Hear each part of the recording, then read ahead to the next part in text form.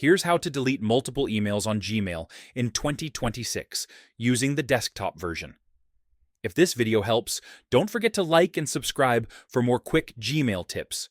First, open Chrome or any browser and go to gmail.com. Sign in to your Gmail account if you're not already logged in. At the top left, click the checkbox to select all visible emails on the page. By default, Gmail selects up to 50 emails at once. After selecting the emails, click the message that appears saying, "Select all conversations in this folder."